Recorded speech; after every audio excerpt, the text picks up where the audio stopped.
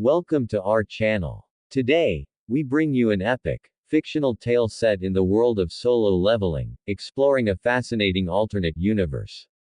Chapter 1. The First Frost. The city seemed impossibly quiet in the early dawn hours, a fragile lull before the gates opened, before monsters spilled into human lands and hunters once again became the shield between annihilation and survival. Cha Hae-In, one of the most skilled S-rank hunters, stood silently at the edge of a ruined square, feeling the chill settle on her skin in a way that felt both familiar and different. She traced the cracked cobblestones with careful steps, her senses sharper than ever. Her recent dreams had grown stranger, images of a frozen crown, swirling snowfields stretching into forever, and distant voices calling her into unknown realms. The world was changing, and something inside her resonated with that change. It was as if her body waited now for the arrival of something she couldn't quite name. Across the street, a group of B-rank hunters gathered, shifting nervously as they cleaned monster remains from a recent raid. Their leader, Park Ji-hoon, raised his voice, "Where's the support squad? If we don't clear these ruins soon, another gate's going to open right on top of us." Cha Hae-In regarded them. She was a solitary figure among crowds, her reputation formidable, her personality quiet but commanding. Ji-hoon's anxious tone didn't faze her. She had faced far worse than monster remnants and their stench. Yet as the wind rose, she paused, eyes narrowing. The air grew unmistakably colder. Frost crept across the stones around her boots, an unnatural pattern of ice crystals forming in seconds. The B-rank hunters gasped and stammered, stepping back as a current of power, raw and unfamiliar, slipped through the square. Cha Hae-In felt the change in her bones, a sensation at once exhilarating and terrifying. "Is that you, Cha Hae-In?" Ji-hoon called out, edging closer with hesitant curiosity. She nodded slowly, uncertain how to explain. "Something's happening," she said, her voice calm but charged. "Keep your distance." Just then, the gate overhead trembled, shimmering with a wild, swirling force. The storm of energy peeled away, and a monstrous figure emerged, an ice wyrm, 10 meters long, scales glittering with elemental frost. Its roar shattered windows and echoed through the ruined city. Hunters scattered, but Hae-In didn't move. Something in the apparition felt familiar, almost as if it responded to her power. As the wyrm lunged toward her, time slowed. Each breath felt like an eternity. Her heart slammed in her chest, but terror gave way to a crystalline focus. Power flared outward from her, coating her hands in shimmering ice. "Get behind me," she commanded, as the younger hunters scrambled away. The battle that followed was unlike anything before. Hae-In's newly awakened Monarch abilities surged, enabling her to summon icy blasts that curved and coalesced into protective shields around her allies. She dodged the worm's attacks with superhuman agility, striking back with slashing arcs of frost. The worm's eyes glowed blue with elemental hatred. It charged, shattering the shields she raised, spewing freezing mist. Hae-In countered by driving spikes of razor-sharp ice into its open maw, and poured her energy forth in a blast that split the ground and encased half the creature in glacial armor. Nearby, Park Ji-hoon shouted, "There's another one." As a second monster twisted out of the broken gate. Hae-In gritted her teeth, summoning more of her monarch's power. A deep sense of connection grew stronger within her, as if the ice itself answered her will. "Stay back," she yelled, voice echoing oddly as her energy rose. She charged at the second wyrm with a flurry of spinning frost blades, catching it off guard and driving it into the ruined city wall with a thunderous crash. The younger hunters watched, stunned, as the air around Hae-In shimmered. Her body was glowing blue-white, the frost forming an intricate, crown-like sigil over her brow. The worms fought back desperately. Their claws tore at the ground, eyes wild and vengeful. Hae-In's movements became a dance, evading, countering, unleashing torrents of ice in patterns too complex for her foes to comprehend. With a final surge of determination, she leapt high, flipping through the air and plunging an icicle sword directly into the first worm's skull. The monster screeched, convulsed, then collapsed in a heap of shattered frost. Panting, bruised, Hae-In turned to face the second. It roared, charging, jaws wide. She summoned a blizzard, her monarch's voice echoing in her mind, and unleashed a wave that immobilized the creature mid-lunge. She struck again, shattering its hide and laying it low with one perfect blow.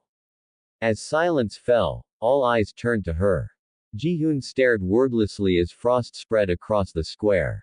What are you? Cha Hae-In glanced down at her gloved hands, the cold radiance flowing through her. Her mind whirled, memories of normal hunts, old fears, the certainty that nothing would be normal again. I don't know, she said softly. But whatever I am, I'm not running from it. The younger hunters stared. Some knelt in awe. The city's defense force approached in shock, heads bowed. In the distance, a single figure watched from the rooftops, Sung Jin-woo, eyes narrowed, measuring the new monarch of frost. For Cha Hae-In, the first battle had been won. But she sensed that only greater storms lay ahead. Chapter 2. The Shattering Gate. The following day dawned bleak, a sky bruised violet and gray, cold seeping through every street, every stone, as if warning of storms yet to come. The city was a hive of rumor. Hunters gathered at council sites whispering about Cha Hae-In's display, their conversations charged with awe and unease. At the main guild headquarters, a meeting assembled around the long obsidian conference table. Guildmaster Yoon Tae-myung leaned forward, face drawn with tension. After yesterday, he began, there's no doubt. Hae-In's powers have evolved. But so have the gates. He gestured toward the large monitor. An image of warped mana readings, gates swollen with swirling energy. Cha Hae-In stood quietly, her poise commanding attention even as she grappled with uncertainty. Her memories of the awakening were fragmented, a mix of instinct, strange visions, and a sense of being watched by something ancient. Sung Jin-woo entered the room, his movements quiet but alert. He nodded to Hae-In, concern etched on his face. There's word of similar events at other cities, he said. The gates are changing, monsters emerging that even monarchs haven't seen before. Yoon Tae-myung shuddered. And if Hae-In truly is a monarch, she's our best chance, Jinwoo said simply. She fought the WYRM alone, and won. The council debated their next move, but outside, chaos erupted. Another gate shuddered open on the city's east wall, its mana spiraling in a way no one had witnessed before. The sirens wailed. Hunters scrambled to arm themselves, the air buzzing with fear and determination. On the streets, civilians rushed for cover. Cha Hae-In stepped into the whirlwind of panic, her presence instantly commanding the crowd to calm. She raised her hand, focusing her monarch abilities. Frost spread calmly across the ground, creating a wall between the citizens and the growing threat. Jin-woo, fighting alongside B-rank squads, called out to her, "We have portal interference. 2 monster hordes coming from separate gates, in less than 5 minutes." Cha Hae-In's eyes narrowed, her colorless irises glowing. "I'll take the eastern gate. You stop the southern horde. No one else stands between them and the city." As she reached the eastern gate, it shattered with an almost violent scream, a hole torn in reality, spewing forth monsters that glowed with blue crystal and black flame.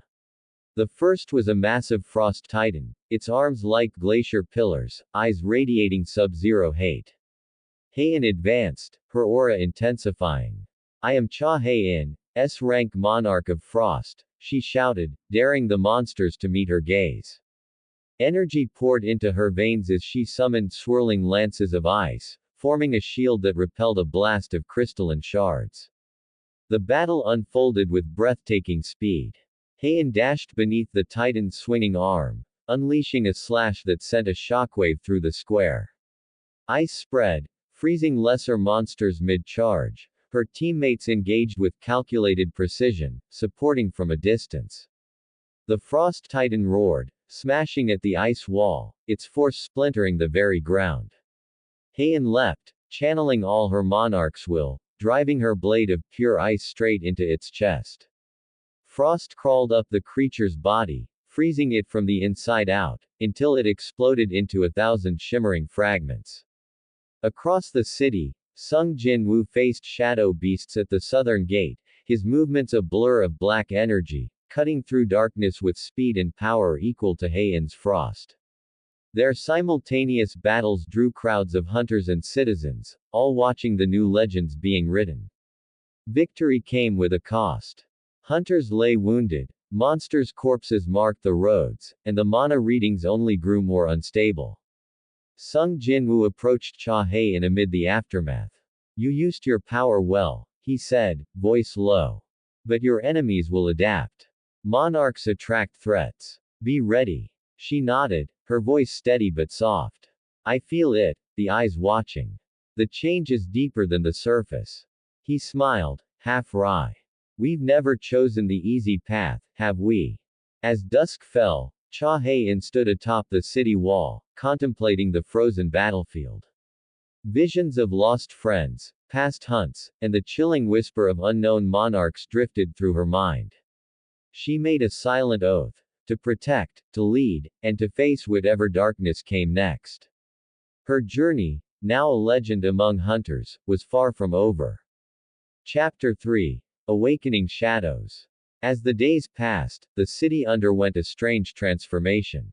Mana readings spiked unpredictably, the air itself seemed charged with possibility and dread. The story of Cha Hae-In's monarch awakening spread not just through the city but across the country, drawing the attention of hunters, guilds, and monarch sympathizers from every region. The guildmaster's headquarters was a constant hive of activity. Admiral Yoon Tae Myung paced in front of his tactical display, tracing the emergence of new gates. It's accelerating, he murmured, as if the world itself is anticipating change. Cha Hae-In spent long hours training, sharpening not only her frost monarch abilities but her mind and spirit. She sparred with hunters in private sessions, always encouraging, rarely boastful. Her relentless drive captured the admiration of the S-rank squad, yet some members struggled to accept the shift in power. Dinner one evening featured tense conversation. Park Ji-hoon, still awed by Hae-In's strength, tried breaking the ice. You realize, he said, you've changed. It's not just your power, it's your presence. She offered a faint smile. Leadership means change, Ji-hoon. I didn't ask for this, but it's mine now. I'll win respect or die earning it. Ji-hoon hesitated, then relaxed. We'll follow you to hell if you led from the front. That night, as Hae-In walked alone along Guild Row, a cold wind cut through the streets, carrying the faintest trace of voices, echoes of past monarchs, warnings whispered in languages older than time. Suddenly, shadows flickered at the edge of an alley. Hae-In froze as a figure emerged, a hunter, but not quite. His eyes glinted with unnatural darkness, and his breath misted like living shadow. Cha Hae-In, the figure hissed, voice distorted, the world bends. Shadows awaken. You are the key. She reached for her blade, monarch aura swirling protectively. Who sent you? She demanded. The figure smiled, dissolving into a mass of living darkness. I am myself, the shadow monarch's messenger. Beware of trust, your allies are not all what they seem. He vanished, leaving only frost curling on the stones. The next day, Sung Jin-woo approached her at the training yard. You encountered one of mine, he said quietly, not bothering to hide the edge to his voice. I would apologize, but it's the nature of awakening. We're being watched, by more than monarchs. Their conversation was tense, a blend of respect and rivalry. Jin-woo possessed a stillness that challenged Hae-In's driven energy. Together, their strategic planning sharpened, as each learned more from the other. Trouble arrived swiftly. New gates opened out of phase with the city's regular defenses. An invasion of shadow creatures, otherworldly figures with ambiguous motives, descended on the financial district. Cha Hae-In and Jinwoo led the charge, hunters rallying behind them. The battle unfolded in bursts of action and tactical brilliance. Hae-In's frost aura blocked spectral attacks. Jinwoo phased through enemy lines with precision, decimating the monsters. Their teamwork, forged from rivalry, grew seamless. Hae-In's ability to freeze and control battlefield terrain allowed Jinwoo's shadow soldiers to rout enemies and rescue civilians. The streets became a maze of ice and living shadow, hunters carving a path in their wake. Each clash was met with breathless anticipation, citizens watching from windows, hoping the monarchs would preserve peace. As the fight ended, Hae-In and Jinwoo shared a brief, meaningful look. "We're targets, and symbols," Jinwoo said. "We need to unite hunters, monarchs, and even shadows. Or the world will tear itself apart." Hae-In nodded, memories of the shadow monarch's warning echoing in her mind. "I'll lead my way. But I won't stand alone." That night, frost and shadow blanketed the city, mingling in shapes that seemed to foreshadow battles yet to come. Chapter 4. Frost and Fire. The chill of early winter seemed sharper, almost unnatural, as news traveled through hunter guilds of another catastrophic gate opening, this one pulsing with fiery energy in the volcanic region west of the city. Cha Hae-In awoke from vivid dreams of frozen war and burning skies, her monarch's senses tingling with anticipation and warning. Guildmaster Yoon Tae Myung gathered the city's top strategists. "A monarch of flame has emerged," he announced, voice tense. "His monsters have razed 2 villages overnight. We've sent scouts, but they're retreating under volcanic assaults." Park Ji-hoon shifted uncomfortably in his seat. "If this flame monarch matches Hae-In's power, we're outmatched. He's already marshalling a horde." Cha Hae-In stood, frost aura swirling. "I'll meet him. Move citizens out of the western perimeter. Keep mobile squads on standby." Jinwoo met her gaze. "The first monarch battle will set the tone for this new age," he said. "Fight with everything you've learned." The journey to the volcanic rim was a test of both endurance and courage. The fields, once green, were now caked in ash and scorched stone. Ash death flies swarmed overhead, scattering as Hae-In's frost energy pulsed outwards. Arriving at the edge of the volcano, she saw monstrous silhouettes writhing in plumes of smoke, giant emberlings, salamander beasts, and the monarch himself, a towering figure wreathed in magma and cinders. The flame monarch raised a molten blade, voice rumbling like thunder. "Frost monarch. The weak should yield. Join me, and rule with fire."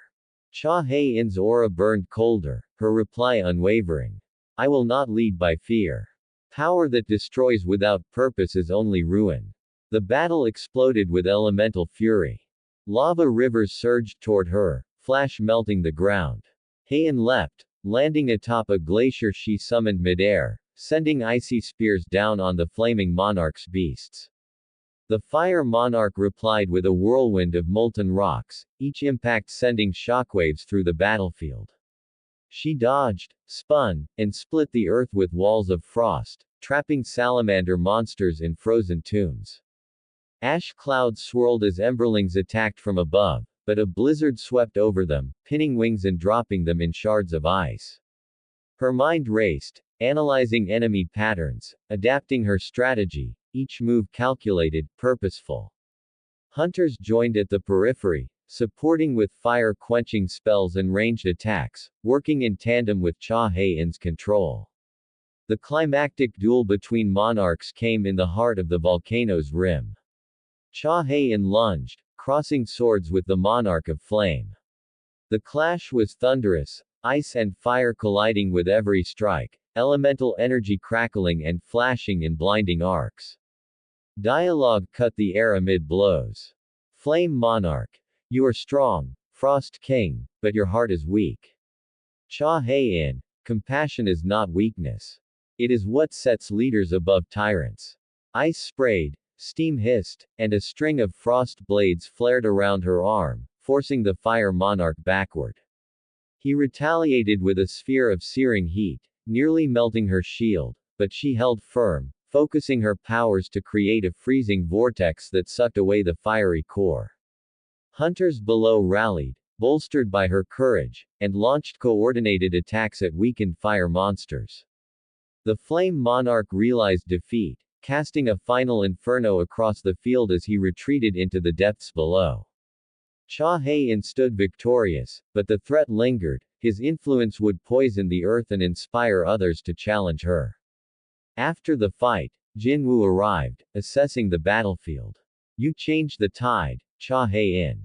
Monarchs are watching, and so are humans. Today, you shaped our world. She nodded, frost in her hair and voice resolute. Let them come. The world won't burn while I breathe. As dusk settled, the volcano's steam glistened over fields encased in morning frost. The First Monarch War was won, and the legend of Cha Hae-In, Frost Monarch, spread farther than ever before. Chapter 5. Bonds of Ice. The battles had shaped her, but it was the people around her that defined Cha Hae-In as monarch. As the city nursed its wounds, the quiet moments at headquarters became an essential battleground, where trust, leadership, and loyalty were forged in the fires of shared struggle. Cha Hae-In sat quietly in the command room, watching the incoming hunt reports flicker across the holographic display.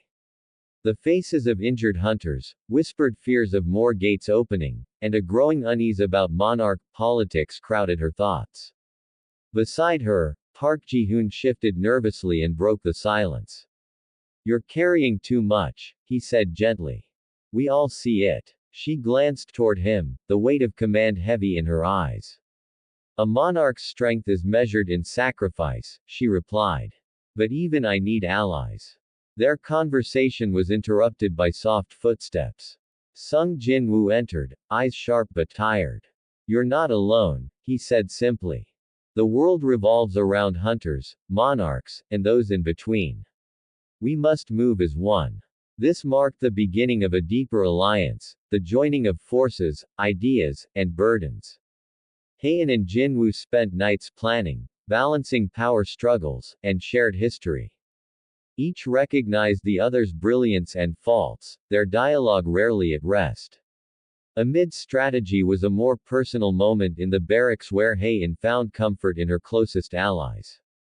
Young hunters with trembling hands found courage in her presence, veteran warriors respected her resolve. Flashbacks recalled moments from Hae-In's past, her training under her master, the loss of comrades, and the unending drive to protect. These memories stirred hidden vulnerabilities beneath the monarch's icy exterior. Dialogues with trusted friends revealed cracks, doubts over the cost of power, fears of losing herself, and the isolation that monarch status bred. The chapter peaked with a minor but fierce mission that tested the bonds of her team. A disoriented hunter disappeared near a corrupted gate, and Hae-In spearheaded the rescue. The squad navigated treacherous territory dominated by frost-corrupted monsters, beasts twisted by unknown forces that fused ice and darkness. The battle was brutal, pushing everyone to their limits. Hae-In's powers pulsed wildly as she protected her team with walls of ice, blocked poisonous attacks, and froze enemies in midair. Fierce dialogue between team members revealed growth, the hard truths of leadership and camaraderie. Emerging victorious but weary, the mission reaffirmed her oath, to fight not just as monarch, but alongside those who trusted her. As the city prepared for the next wave of challenges, Cha Hae-In stood, knowing that her greatest battle would be maintaining the fragile bonds that held the empire together. Chapter 6. The Frozen Citadel. The city's skyline was dominated by a new marvel, an immense citadel hewn from enchanted ice and stone, rising like a frozen sentinel against the darkened horizon. The frozen citadel stood as both fortress and symbol of authority, a bastion for Cha Hae-In's growing empire. Inside its walls the air rippled with power. Frost sigils lined the towering halls, ancient monarch runes glowed softly beneath translucent ice panels. The citadel wasn't just a military stronghold, it was a place of governance, training, research, and fragile hope. Cha Hae-In walked the corridors beneath the vaulted ceilings, flanked by trusted lieutenants and advisors. Among them was Park Ji-hoon, Jin Woo, and an enigmatic figure introduced as Alara, a seasoned Monarch envoy sent to evaluate and assist the fledgling Frost Monarch. Tensions simmered beneath the order. Some hunters resented the Citadel's monopolistic control over resources. Others distrusted the monarch's increasing power. Political factions whispered in the shadows, old guild rivalries clawing toward the surface. During a tense council meeting, Alara outlined threats beyond simple monster invasions, shadow factions and potential monarch rebels lurking within the city's underground network. Dialogue crackled with urgency and suspicion. Alara. Monarch power shifts the balance. Some will use it to unify, others to dominate. You must choose your allies wisely. Cha Hae-In. I will not permit chaos within these walls. The cold steel of frost can be as unyielding as my will. As night fell, a sudden alarm shattered the fragile calm. Saboteurs infiltrated the citadel's outer defenses, shadow assassins bent on destruction. The frozen halls echoed with the clash of weapons and unleashed magic. Cha Hae-In led the defense personally, wielding her frost monarch powers to create barriers and summon blizzard storms. Battle scenes unfolded with vivid detail, the shimmer of blades carving ice, the hiss of spells breaking stone, and desperate counterattacks from guards and shadows alike. In a climactic moment, Hae-In confronted the assassin leader in the statue-filled hall. The enemy wielded dark shadows that warped reality, attempting to engulf the citadel in unstoppable shadow tendrils. With fierce grace, Hae-In summoned crystalline chains binding shadows, then invoked a freezing explosion that shattered the dark magic. The enemy fell, defeated but whispering warnings of deeper darkness below. The episode solidified Cha Hae-In's reputation, not just as a warrior, but as a leader who could defend her domain with both strategy and raw power. But the threat of internal betrayal lingered like an unwelcome frost. Beneath the citadel, in secret chambers, whispers grew, a shadow faction plotting to undermine the monarch's fragile peace. Chapter 7. The Monarch's Web. Darkness did not only rise from monstrous gates or warring lands but also from whispers in the shadows of those closest to power. The frozen citadel, a shimmering bastion of ice and hope, had become the stage for an unseen war, political intrigue, espionage, and fractured loyalties brewing beneath the surface. Cha Hae-In, now more than ever, felt the weight of being watched, not from outside alone but from within. One quiet evening, as she reviewed strategic reports late into the night, a trusted messenger arrived, bloodied and gasping. Saboteurs, in the lower rings. They have allies in the guild. Her breath hitched but her resolve hardened. She summoned Sung Jin-woo to her side. Together, they traced secret alliances and hidden meeting points. Tense corridors echoed with their footsteps, and dialogues crackled in hushed confrontations with suspected officials. Jin-woo, we cannot afford to trust appearances alone. Hae-In, then we let their actions betray them. The shadow faction revealed itself slowly through sabotage, damaged supply lines, ambushed patrols, and spreading rumors aiming to fracture unity. A battalion was ambushed in the Frostwood, lured into an illusionary trap. Hae-In led a daring rescue, weaving through the mist with precision frost strikes while Jin-woo and shadows flanked. The battle was a ballet of light and darkness. Frost halves against shadow halves, smoke curling beneath crystalline spikes. Friends and foes blurred as some hunters revealed betrayals, attacking from within, others fought desperately to shield allies.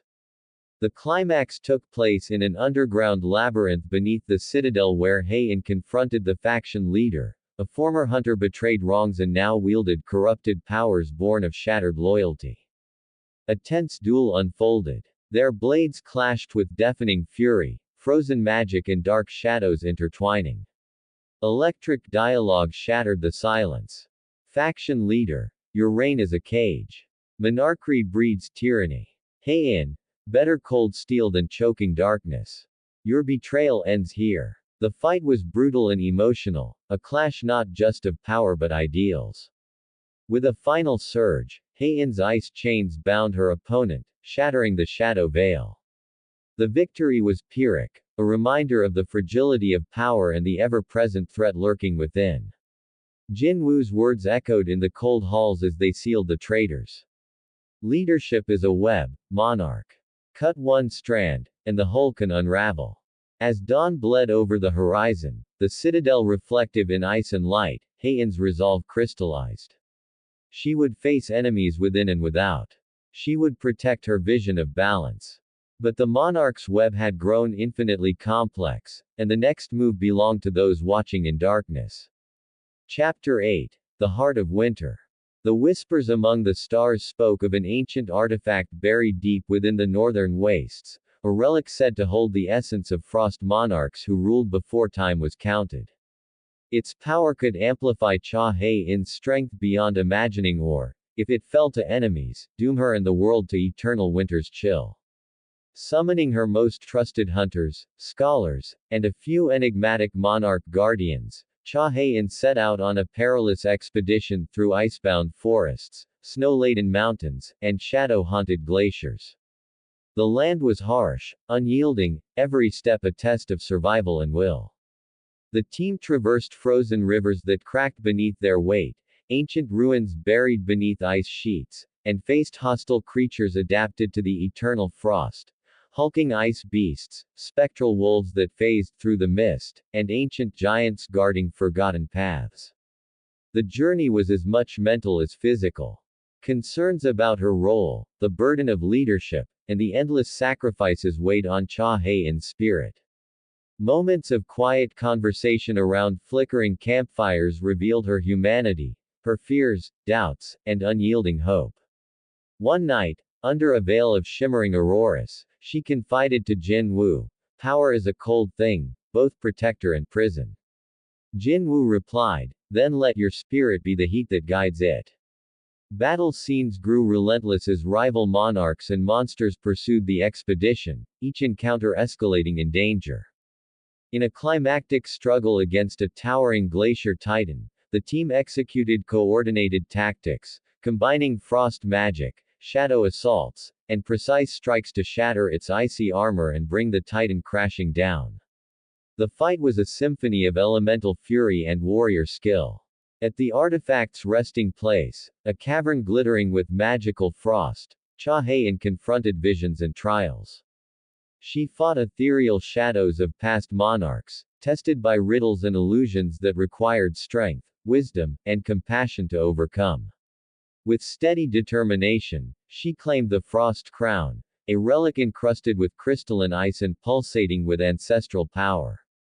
Upon wearing it, a surge of monarch energy blossomed, expanding her control over ice, weather, and combat prowess. Yet, power brought new visions, warnings of cosmic forces stirring and monarch rivals preparing dark moves. The expedition returned amidst ice storms, the sky heavy with promise and peril. Cha Hae-In's legend grew, not simply as a fighter or leader, but as the inheritor of ancient legacy, poised for the war looming on the horizon. Chapter 9. The Breaking Storm. The warning had come months earlier, an unprecedented convergence of monarch forces, cosmic terror, and monstrous legions threatening to tear the world apart. As the dark storm approached, Cha Hae-In marshaled every resource, every alliance, every ally. Under her command, hunters, monarch warriors, and shadow soldiers rallied across multiple fronts. Cities braced against ceaseless monster waves, wilderness strongholds became bastions of resistance, and the frozen citadel transformed into the nerve center of a sprawling war effort. The battlefields were colossal and chaotic. At the front lines, massive armies clashed beneath skies swollen with thunder and scarlet light. Cha Hae-In led from the heart of the storm, her presence a beacon amid destruction and despair. Her frost powers cascaded in tidal waves, freezing enemy war machines, shattering impassable lines, and rallying exhausted troops. Jin Woo and his shadow forces struck with lethal precision, their cooperation a deadly dance. On one front, a monstrous cosmic beast, towering higher than the tallest spires, unleashed raw energy blasts that obliterated terrain and legions. Hae-In's response was a strengthening storm, summoned glaciers that rose like fortress walls, shielded allies, and launched chilling volleys that wore down the colossal foe. Scenes of desperation were interwoven with moments of heroism, battlefield saviors emerging from shadows, hunters sacrificing themselves to protect innocents, allies uniting even when old wounds still ached. Dialogues amidst battle revealed the strain. Hunter Sohun, wounded. Monarch, the city's walls won't hold, will you? Hae-In's voice, cold but steady, hold on. We fight together. The enemy's push was relentless. It spilled into the city, tearing apart avenues, burning forests, and crushing homes. The war grew personal, intimate, brutal. At the climax, Cha Hae-In faced an overwhelming force of corrupted monarchs working together, their power darkened and twisted by cosmic malice. The duel was a crescendo of elemental fury, frost against corrupted fire and shadow, each attack shaking the very earth.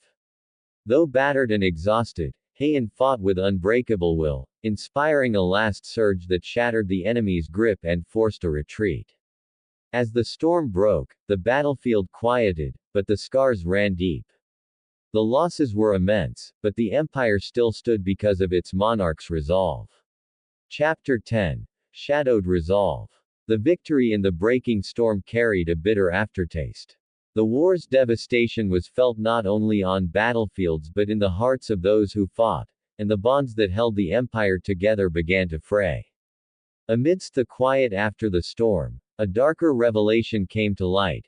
A faction of hunters and shadow warriors, once allies, had switched allegiance to a corrupted monarch bent on chaos and dominion. This betrayal cut through the frozen citadel like an icy dagger. Cha Hae-In faced this internal threat with a heavy heart. The once trusted friend, now turned enemy, wielded horrific shadow powers, a twisted mirror of her own monarch abilities. The confrontation was inevitable. In the cold moonlit courtyard, frost meeting shadow, past friendship clashed with present enmity. Words were traded, sharp and loaded. Betrayer. You wear your power like a shackle, Hae-In. Real strength breaks chains, it leaves ashes. Hae-In. Strength is sacred, born from protection and hope. You traded yours for darkness and death. Their battle was a symphony of elemental extremes. Cha Hae-In's frost magic scripted dazzling displays of ice and snow, freezing shadows mid-spell and encasing foes in crystalline prisons. The betrayer responded with corrupt shadow tendrils, warping reality, twisting illusions, and unleashing bursts of dark energy. Each strike was personal, every move layered with years of history and pain. The fight pushed Hae-In to new limits. The strain between frost and shadow tested both body and spirit. Her allies watched anxiously, some stepping forward, others frozen in shock. The moment crackled with tension as Cha Hae-In drew deep from her monarch heritage, invoking a powerful blizzard storm that threatened to engulf the courtyard. With a final surge, she shattered the betrayer's shadow form, imprisoning the foe in a cage of eternal frost. Victory was hers, but the cost was high. The betrayal was a reminder that not all wounds bled on open fields, some festered in silence, threatening from within. This chapter deepened Cha Hae-In's resolve, her understanding of power's burden, and the fragile trust that bound hunter and monarch alike. Chapter 11. The Crown of Ice. The day was heavy with expectation and gravity. Outside the frozen citadel, hunters from distant lands gathered beneath banners of allegiance, their chants swirling with the icy wind, a chorus heralding the coronation of Cha Hae-In as the Frost Monarch. Within the grand hall, crystalline pillars reflected shards of light, illuminating every face witness to the ceremony. A centuries-old monarch ritual unfolded, blending ancient magic and the promise of a new era. Cha Hae-In stood calm and regal, the frost crown upon her head shimmering like frozen stars. Her icy blue eyes scanned the crowd, feeling the weight of thousands of hopes and fears resting upon her shoulders. Guildmaster Yoon Tae Myung stepped forward with a solemn voice. Today, we acknowledge not just power, but the bond between hunter and monarch, leader and protector. Cha Hae-In, the Frost Monarch, we entrust you with our future. With this, arcs of frost spiraled from the crown, linking the monarch to the land, the hunters, and the shadows alike. A surge of energy pulsed through the city, the symbolic and literal birth of a new balance. The coronation was not merely ceremonial, it was a call to arms. As allies raised their voices in loyalty, whispers from rival monarchs circled in shadows, some respectful, others ominously defiant. The chapter explored personal moments, Cha Hae-In's reflections on her journey, her newfound responsibilities, and uncertain future, Jinwoo's pledge of alliance, the promises and doubts of those standing by her side. Even as the city celebrated, distant gates pulsed ominously. The cosmic war loomed ahead, monumental and inevitable. Chapter 12. Dawn of the Monarchs. The final chapter of Part 1 pulled the threads towards a grand horizon. Cha Hae-In stood on the highest balcony of the frozen citadel, gazing at a world poised between hope and destruction. The first light shattered winter shadows, washing over mountains and rivers, forests whispered with awakening spirits. The empire she built was fragile but fierce, hunters trained, alliances forged, shadows watched and whispered. The ancient relics, political plots, and cosmic wars were stories yet unfolding. New monarchs stirred in distant realms, old threats reborn and new enigmas waking from cosmic slumbers. Cha Hae-In's journey was far from over, but her resolve burned like a supernova. The chapter ended with her turning to Jinwoo, their unspoken pact filling the space between hopeful light and encroaching darkness. The final words resonated. We stand not alone. Our legacy is the dawn. This closed part 1 of What If Cha Hae-In awakened as a monarch first, setting an epic stage for. In the next part of What If Cha Hae-In awakened as a monarch first, witness Cha Hae-In face even greater cosmic threats, deepening political intrigue, and unforgettable battles that will test her leadership and power like never before. New allies, devastating enemies, and mysterious forces will challenge the very fate of the monarch,